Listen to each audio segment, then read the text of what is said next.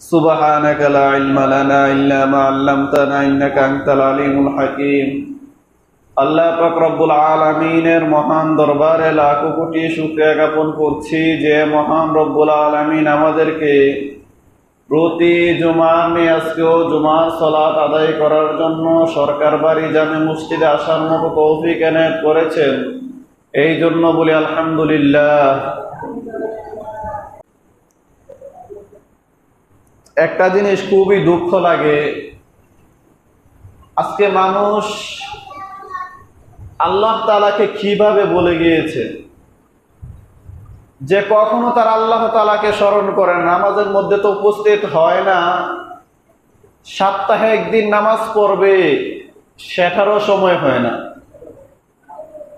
মানুষ কি পরিমাণ আল্লাহ বিমুখী হয়ে গিয়েছে, আল্লাহ থেকে গাফেল হয়ে গিয়েছে চিন্তা করেন। যে আল্লাহ সুবহানাহু ওয়া তাআলা আমাদেরকে সুস্থ রেখেছেন, সুন্দর জীবন দান করেছেন, পৃথিবীতে বাঁচার জন্য যত উপায় উপকরণের প্রয়োজন সবগুলাই আল্লাহ তাআলা আমাদের জন্য দিয়েছেন, অথচ আমরা সে আল্লাহ তাআলাকে ভুলে গিয়েছি। যার কারণে আমরা 5 ওয়াক্ত নামাজও পড়ি না, জুমার সালাত উপস্থিত হয় না। আপনারা জানেন, বিগত কয়েকটি জুমায় আমরা আলোচনা করেছিলাম যে ঈমান ভঙ্গের একটা কারণ, সর্বশেষ যে কারণটা আমি বর্ণনা করেছিলাম, এই জিনিসটা আমি খুবই ভয় করি আসলে আমাদের এই সমাজের মানুষগুলোর ঈমান আছে কিনা। উলামা একরাম ঐক্যমত পোষণ করেন যে কেউ যদি দ্বীন বিমুখ হয়ে যায়, দ্বীনের কথা শুনতে ভালো না লাগে, দ্বীনের প্রতি আগ্রহ না দেখায়, ইসলামিক আলোচনা বুঝতে চায় না, আগ্রহ দেখায় না, জমায়েত হয় না, অর্থাৎ ইসলামিক জ্ঞান বিজ্ঞান শিক্ষা করতে তার আগ্রহ পোষণ হয় না, যদি বিষয়টা এমনই হয় তাহলে তার ঈমান চলে যাবে, তার ঈমান চলে যাবে, সে বেঈমান অবস্থায় জীবনযাপন করবে। আর আপনারা এও জানেন, আল্লাহ রাসূল হাদিসে বলেছেন যে শেষ জমানায় মানুষের ঈমানের অবস্থা এমন হবে যে জ্বলন্ত আংরা বুঝেন তো, ওই যে চুলার মধ্যে লাকড়ি দেয় না, লাকড়ি দেওয়ার পরে যে আংরাগুলা তৈরি হয়, ছাইগুলা, এই জ্বলন্ত আংরা হাতের মধ্যে রাখাটা যতটুকু কঠিন হবে ঠিক ততটুকু কঠিন হবে আমার আপনার ঈমানকে সংরক্ষণ রাখা। তাহলে আবার বুঝেন, আমরা এই জ্বলন্ত আংরাটাকে কতক্ষণ হাতের মধ্যে রাখতে পারবো এরকম সাহস আছে আমাদের? নেই। এই জমানাটা হচ্ছে এমন, এই শেষ জমানার মধ্যে ঈমানটা আমাদের এমন হয়ে গিয়েছে যেরকম ভাবে আমরা জ্বলন্ত আংরা আমাদের হাতের মধ্যে রাখাটা খুবই পসিবল না, ইম্পসিবল, অসম্ভব।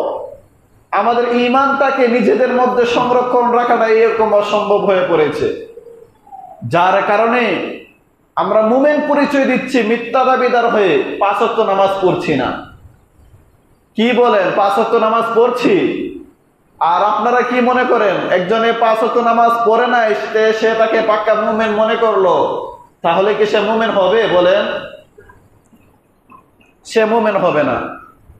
অথচ আমরা নিজেরা দাবি করছি আমরা মুমিন, নামাজ পড়ে না, ইসলামিক আনুষঙ্গিক বিধানগুলা পালন করে না, তারপরে দেখবেন আশেকে দাবিদার, আমার চেয়ে আশেক আর কেউ নাই, আমি হচ্ছি রাসূলের আশেক, এইভাবে দাবি করে। মুহতারাম হাজিরিন, এটার নাম কি ইসলাম? যেই কথাটা বললাম, শেষ জমানায় ঈমানকে যেরকম ভাবে হাতের মধ্যে জ্বলন্ত আংরা রাখা অসম্ভব, ঈমানটা সেম হয়ে যাবে। এখন আমি নিজের মধ্যে কম্পেয়ার করি যে আমি ইসলামটাকে কতটুকু ফলো করছি, নিজেকে প্রশ্ন করি। না আছে আমার মধ্যে 5 ওয়াক্ত নামাজ, না আছে আমার মধ্যে যাকাত দেওয়ার একটা বিধান, না আছে আমার মধ্যে আমার উপর হজ ফরজ হয়েছে, আমি হজ আদায় করছি এর বিধান। কি বলেন, এগুলো সবাই যথাযথভাবে আদায় করে? বলেন, সবাই করে? তারপরে না আছে ইসলামিক একটা অকাট্য বিধান, পর্দা। আমরা কতটুকু পর্দা পালন করি বলেন? নিজেকে প্রশ্ন করুন, নিজেকে জিজ্ঞাসা করুন, আমি কতটুকু ইসলামটাকে ফলো করছি? আমি যেভাবে ইসলামটাকে ফলো করছি, সেই ইসলাম নিয়ে যদি মারা যায় তাহলে আমি জান্নাত পাবো কিনা? নিজেকে প্রশ্ন করুন। এটা হলো আল্লাহ তাআলার দেওয়া সহজ বিধান। আল্লাহ তাআলা হুকুম করেছে নামাজ পড়ো, নামাজ পড়েন, কেউ বাধা দিবে না। আল্লাহ তাআলা হুকুম করেছে যাকাত দাও, যাকাত দিবেন।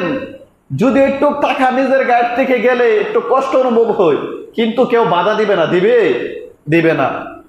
আল্লাহ তাআলা হুকুম করেছেন সিয়াম পালন করো, মানুষ সিয়ামও পালন করছে। আল্লাহ তাআলা হুকুম দিয়েছেন হজ করো, বাইতুল্লাহ জিয়ারত করো। মানুষ যখন টাকা পয়সার মালিক হয় তারা বাইতুল্লাহ জিয়ারত করে। এখানে কোনো বাধা বিপত্তি নাই, আছে বলেন? নাই। কিন্তু আল্লাহ তাআলার বিধান তো এটাও যে আল্লাহ তাআলার কুরআনে যে বিধান রয়েছে এটা সমাজের মধ্যে বাস্তবায়ন করো। কি বলেন? কুরআনি বিধান নিজের মধ্যে, পরিবারের মধ্যে, সমাজের মধ্যে, রাষ্ট্রের মাঝে বাস্তবায়ন করার জন্য আদেশ করছেন কে? কে আদেশ করছেন বলে? কোথায়? আমরা তো সেটা পালন করি না। যেই আল্লাহ সালাতের আদেশ করেছেন সেই আল্লাহই তো বিধানের আদেশ করেছেন। চুরি করলে হাত কেটে দাও, যে আল্লাহ তাআলা সালাত ফরজ করেছেন এই বিধানটা তো সে আল্লাহ তাআলাই করেছেন। ব্যভিচারিণী ব্যভিচারিণী যদি বিবাহিত হই, যেই আল্লাহ তাআলা হুকুম করেছেন সালাত আদায় করো সেই আল্লাহ তাআলাই হুকুম করেছেন যারা বিবাহিত অবস্থায় জিনা ব্যভিচারে লিপ্ত হবে তাদেরকে প্রস্তরাঘাতে হত্যা করো। কি বলেন? এটাও তো আল্লাহ তাআলার বিধান, আর সালাতও তো আল্লাহ তাআলার বিধান। তো আমরা সালাত সবসময় আদায় করি না, মাঝে মধ্যে আদায় করি। এটাও তো আল্লাহ তাআলার বিধান, এটা মাঝে মধ্যেই করেন না। কি বলেন, আমরা কি সেটা আদায় করি? মাঝে মাঝেও তো আদায় করি না। যে আল্লাহ বিধান দিয়েছেন হজ করো, সামর্থ্যবান হলে হজ করো, আমরা তো সেই ডাকে খুব সাড়া দেই। যখন আমরা টাকা পয়সার মালিক হই, যখন আমরা সামর্থ্যবান হই, তখন আমরা বাইতুল্লাহ যাই হজ করার জন্য। লক্ষ লক্ষ টাকা ব্যয় করে আমরা হজ করি কি না বলেন? যে আল্লাহ তাআলা হজের বিধান দিয়েছেন সেই আল্লাহ তাআলাই জিহাদের বিধান দিয়েছেন কিনা বলেন?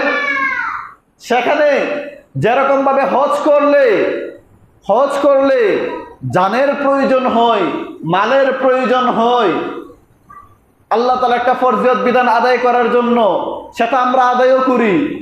ওই আল্লাহ তাআলাই তো জান মাল দিয়ে জিহাদ করার জন্য বলেছেন, সেটাকে আমরা আদায় করছি বলেন? বলেন সবাই, আমরা কি আদায় করছি? করছি না। মুহতারাম হাজিরিন, আমরা এটা কোন ধরনের ইসলাম পালন করছি? আল্লাহ তাআলার বিধানই একটা, এটা আমরা স্বতঃস্ফূর্তভাবে পালন করছি। ওই আল্লাহ তাআলা আরেকটা বিধান দিয়েছেন যেটা আমাদের জন্য একটু টাফ হয়ে যায়, কঠিন হয়ে যায়, সেটাই আমরা সেটাকে ডিনাই করে চলছি, সেটা আদায় করছি না। আদায় করা তো অনেক দূরের বিষয়, মন থেকে সমর্থন জোগানো সেটাই আমার দ্বারা সম্ভব হচ্ছে না। হচ্ছে বলেন? আজকে দেখেন খ্রিস্টান মিশনারি তারা তাদের এজেন্ডা বাস্তবায়ন করছে, ইহুদি মিশনারি তারা তাদের এজেন্ডা বাস্তবায়ন করছে। তারা তাদের এজেন্ডা বাস্তবায়নের দিক দিয়ে শতভাগ সাকসেস হয়েছে। আমরা আমাদের এজেন্ডা বাস্তবায়ন, আমরা আমাদের দিনটাকে প্রচার প্রসার করার জন্য কতটুকু সাকসেস হয়েছি? কয়জন মানুষ রয়েছে নামাজও পড়েছে, ইসলামিক আনুষঙ্গিক বিধানগুলা মেনে চলতেছে এবং ইসলামের দিকে দাওয়াত দিচ্ছে? কয়জন আছে বলেন? তারা তো রাষ্ট্রীয়ভাবে কাজ করে, ইহুদি বলেন, খ্রিস্টান বলেন, তারা রাষ্ট্রীয়ভাবে কাজ করে, তারা রাষ্ট্রীয় সামরিক বাহিনী দিয়ে বিভিন্ন রাষ্ট্রের মধ্যে চাপ প্রয়োগ করে তাদের এজেন্ডা বাস্তবায়ন করছে। আমাদের তো এমন কোনো সুসংগঠিত সামরিক বাহিনীও নাই যাদের মাধ্যমে আমরা ইসলামের কাজ এগিয়ে নিয়ে যাব। আছে বলে কথা বলেন, আছে নাই? দেশের দিক দিয়ে সামরিক বাহিনী রয়েছে, কিন্তু ধর্মীয় দিক দিয়ে সামরিক বাহিনী নেই, যার কারণে আমরা আমাদের ধর্মীয় যে মিশন রয়েছে সেটা আমরা বাস্তবায়ন করতে পারছি না। পক্ষান্তরে বিজাতি বলেন, ইহুদি বলেন, খ্রিস্টান বলেন, হিন্দু বলেন, মালাউন বলেন, তারা তাদের ধর্মীয় দিক দিয়ে আলাদা সামরিক বাহিনীর মাধ্যমে তাদের ধর্মকে প্রচার প্রসার করছে। আমরা তো সেটা করছি না। সামরিক বাহিনী বাদ দেন, আমরা তো নিজেরা একটা উদ্যোগ নিতে পারি যে আজকে থেকে আমি ইসলামের জন্য কাজ করব। যখনই যাকে পাই তাকে ইসলামের জন্য দাওয়াত দিব, যখনই যাকে পাই তাকে নামাজের জন্য দাওয়াত দিব, যখনই যাকে পাই তাকে ইসলামকে, সঠিক ইসলামটাকে উপস্থাপন করব, প্রেজেন্ট করব, যেন সে ইসলামটাকে বুঝে তারপরে এগিয়ে আসে। বলেন ইনশাআল্লাহ আমরা পারি কিনা? বলে পারি। একটু হিম্মত করেন। আপনি শুধু কালিমাটা জানেন, লা ইলাহা ইল্লাল্লাহ, শুধু এর মানাটা জানেন, সঠিকভাবে আরেকজনকে উপস্থাপন করুন, তার মানাটা, এই কালিমার মানাটা বুঝিয়ে দেন। আমরা তো ঘন্টার পর ঘন্টা চাষটলে সময় ব্যয় করি, আড্ডায় সময় ব্যয় করি, তারপরে এই বিভিন্ন আড্ডা দেওয়ার সময় এমন কোনো মানুষ বাদ যায় না যার আমরা সমালোচনা করি না। মানুষ নিজের চেয়ে অন্যকে ভাবে বেশি। কি বলেন? এই সমাজের মানুষ নিজের চেয়ে অন্যকে নিয়ে ভাবে বেশি। লোকটা এমন হয়ে গিয়েছে, লোকটা এমন হয়ে গিয়েছে, নিজের ব্যাপারে খবর রাখে না। প্রত্যেকে যদি নিজের চেয়ে, অন্যের চেয়ে নিজেকে নিয়ে ভাবতো, তাহলে কেউ কারো গীবত করতো না, কেউ ছোট থাকতো না, সবাই বড় হয়ে যেত। কিন্তু আমরা তা না করে নিজের চিন্তা করি না, অন্যকে নিয়ে ভাবি। সেই লোকটা এমন, সেই লোকটা এমন, সে এমন কাজ করে, তেমন কাজ করে, তার এই দোষ, তার সেই দোষ, মানে নানান দোষের অভাব নাই। কিন্তু আমি নিজের চরকায় কখনো তেল দেই না, নিজের চরকায় কখনো তেল দেই না, নিজেকে নিয়ে অ্যানালাইসিস করি না আসলে আমার মাঝে কি রয়েছে। আমি যে অন্যের গীবত করছি, পরিনিন্দা করছি, সমালোচনা করছি, আমি আমার নিজেকে কতটুকু পরিশুদ্ধ করেছি, এই চিন্তা কি আমরা কখনো করি? বলে করি না। মুহতারাম হাজিরিন, সব বাদ দেন। ইসলামের যতগুলা বিধান রয়েছে চেষ্টা করুন না, নামাজ থেকে শুরু করে আনুষঙ্গিক যতগুলা বিধান রয়েছে সবগুলো অক্ষরে অক্ষরে পালন করতে চেষ্টা করুন ইনশাআল্লাহ।